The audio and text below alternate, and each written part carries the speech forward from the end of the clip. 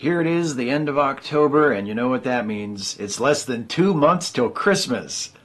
Now, actually, despite the desires of major retailers everywhere, I still like to appreciate Halloween for its own sake. So here we are, Halloween week, and it's time once again for me to do some monster movie reviews here on the channel. And the theme I have selected for this year's monster movie reviews is creature features. Movies about giant monsters, or movies that revolve around strange, bizarre creatures, sort of the goofy, nuclear, atomic paranoia, sci-fi horror movies of the 1950s. Those are the movies that I'm going to be talking about this week for this year's Monster Movie Review series. And the first movie that I'm going to talk about in my creature feature review series is a movie from 1953, and it is called It Came from Outer Space.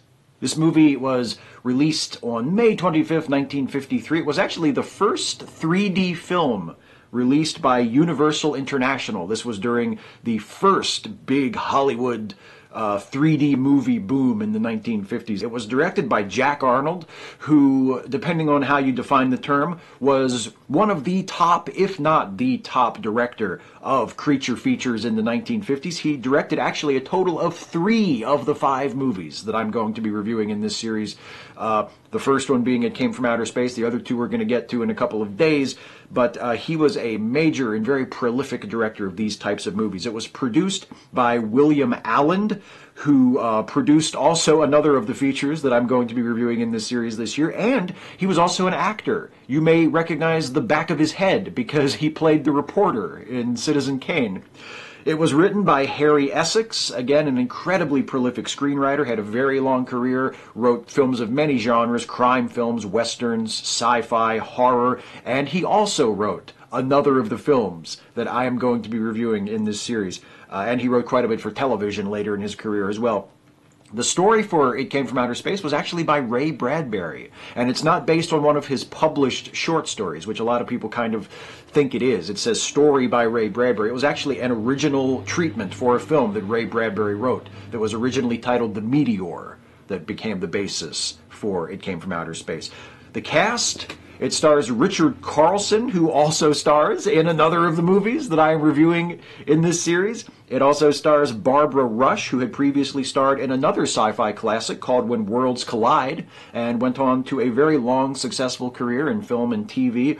Charles Drake, another prolific sort of character actor who appeared in all kinds of movies and TV series, and you may recognize him as playing Commodore Stalker in the classic Star Trek episode The Deadly Years. It also stars Joe Sawyer, who appeared in over 200 films and TV series in a career that spanned more than 30 years. And you will surely recognize Russell Johnson here in one of his first major film roles. He's a familiar face to many of us thanks to his multiple appearances in episodes of The Twilight Zone, Wagon Train, Lassie, Death Valley Days, The FBI, and of course, he is best known for Gilligan's Island, where he played the Professor. It Came from Outer Space begins with a great fireball streaking across the sky and crashing in the desert of Arizona outside of a small town. This fireball and crash is witnessed by our lead character, John Putnam, who is a writer and an amateur astronomer, and his girlfriend, Ellen, who is a local teacher. They see this meteor crash to the ground, and they fly out to the crash site along with a friend of theirs who just happens to have a helicopter, as people in these sorts of movies all seem to have. Everybody seems like they know somebody who has a helicopter. They fly out to the crash site. John ventures down into the crater that has been created by the meteorite, and he discovers that it is not a meteorite at all, but it is a strange spheroid spacecraft. And just as the portal to the spacecraft is opening and he is looking inside to see what creatures may reside in this spacecraft, there is a landslide. And the crater is filled in by falling rocks, and the meteor, the spaceship that only John has seen, is covered so that nobody else can see it. And when he gets out of the crater and he's telling everybody it was a spaceship, it wasn't a rock, it wasn't a meteorite, it was a spaceship, all they see is just a landslide in a crater, so nobody believes him. But then strange things start to happen. People in the town begin to disappear and then reappear. And when they reappear, they're acting very strange. I don't want to spoil the entire story for you, but I will have to talk about some of the really significant elements of the story, because this is, even by today's standards, this is a very different kind of alien invasion movie. This is a movie that it was unique at the time, especially given the political climate in which it was released. Remember, we're talking about the early to mid 1950s in the United States, which is Red Scare time, where there was a lot of anti-Soviet, anti-communist, Cold War sentiment in our political and social climate. And the point of It Came from Outer Space eventually is revealed to be that the aliens don't mean us any harm. The aliens are not malevolent, even though they go to excessive lengths to disguise themselves by abducting humans and assuming their forms and taking their place. They're only doing this because they're afraid of us. They just want to fix their spaceship and get the hell out of here. They don't like us, they're afraid of us, and their fears are justified, because the climax of the film involves John trying to buy time for the aliens, who he has learned now don't mean us any harm, trying to buy them time to fix their spaceship so they can escape, while the local sheriff is leading a lynch mob, an old-fashioned Universal horror movie style, peasants with pitchforks style mob into the crash area to take the aliens and drag them out and kill them for abducting all these people. And it's through that story that the movie explores really its main theme, which is the notion that we humans, and particularly we Americans, are very, very suspicious of outsiders. We're very mistrustful of people who are different than us.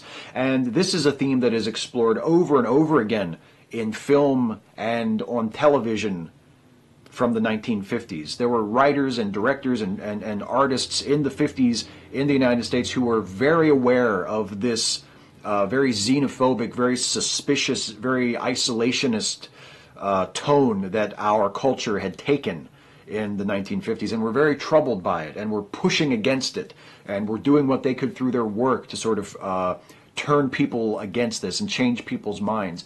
In addition to this movie, of course, there's the great science fiction classic that is far more well-known and far better appreciated than It Came from Outer Space, The Day the Earth Stood Still, where the message is, you humans are your own worst enemies. If you continue down the path of violence and war and you try to spread these values throughout the galaxy, then you're going to be destroyed. We are not going to allow you to ruin the rest of the universe with your own suspicious, violent, warlike ways. And that is very much the theme of It Came from Outer Space. The aliens don't mean us any harm. They are not invaders. They are not killers. They don't actually kill anybody that they take. They abduct people and assume their shape. And the only reason why they do that is because they fear what humans will do if they see them.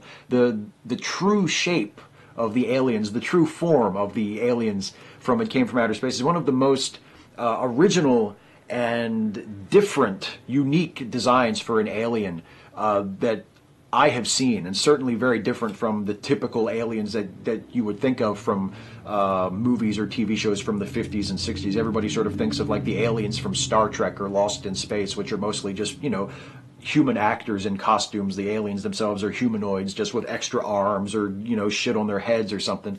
And the aliens in It Came from Outer Space are completely non-humanoid. They're basically giant eyeballs sitting atop these very amorphous, gelatinous bodies, and they just sort of glide along the ground, and they leave trails of glitter behind them, like these glittery, diamond-encrusted snail trails as they go. It's really something. It's completely different, and the first time you see it, you might be like, what the fuck what is that? Who thought this up? But it's so original. It's not like anything else that you'll see in a similar film. And because they are so different, and because they know, I guess, what humanity's track record is with different things, they fear being revealed to us. And all they want to do is fix their ship and get out, because they know that that is what we do. We lash out against that which we don't understand. That is it's a very timely lesson for us today. And it certainly was so 60 years ago when this movie was first released. in a climate of where there was a blacklist against people who were suspected of having been communists. There was a witch hunt underway to root out communists in the American government and in American society in general. And to have a movie like this, which is really, it's a goofy sci-fi horror B movie, but to have it take on this central theme of the danger and the destructiveness of our paranoia and our suspicion of outsiders and our instinct to lash out and smash and destroy that which we don't understand.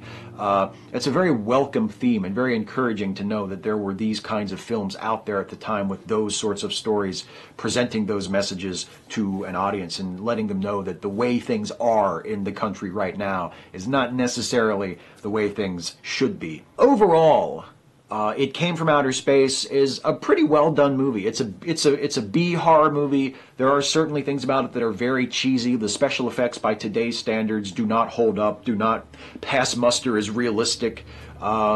This is, a film that was made before the era of manned space flight. So the whole attitude of alien visitors and aliens and space travel doesn't quite line up to reality. But it's, in addition to having a very good moral message, it's a really well-made film. The acting is all very solid. It's a lot of fun. It's not so cheesy that you can't possibly take it seriously on any level. It's not so cheesy that it undercuts the message. But it is cheesy enough that if you watch this movie with some friends, that you can have a great time talking back to it and making fun of it and giving it the Mystery Science Theater treatment. But it's not such a bad movie that it will engender any sort of resentment or anger within you. It's a really, really good, really enjoyable movie that you can enjoy on a very superficial, fun level, but it also carries that very resonant, very timely message about tolerance and acceptance and not jumping to conclusions about people that you don't understand. It's not necessarily what I would call an outstanding movie, but it's very well done. It builds a nice amount of tension. Arnold is really good at building tension in the scenes leading up to when the aliens' true intentions are revealed. Not having seen it in 3D, I can't really comment on the effect that viewing it in that way would have, but just watching it on Amazon Video as I did, it plays like a very lavishly mounted TV episode rather than a cinematic production, so perhaps that could be a point against it. It's solidly directed, but it's directed very competently and very sort of straightforward, just telling the story in the most direct, clear way possible. It moves along really nice. It has a running time of about 80 minutes, so it's not wasting time. It's clipping along real nice. There aren't really very many boring spots or dry spots. It just moves from one point to the next in a very quick, very appealing way.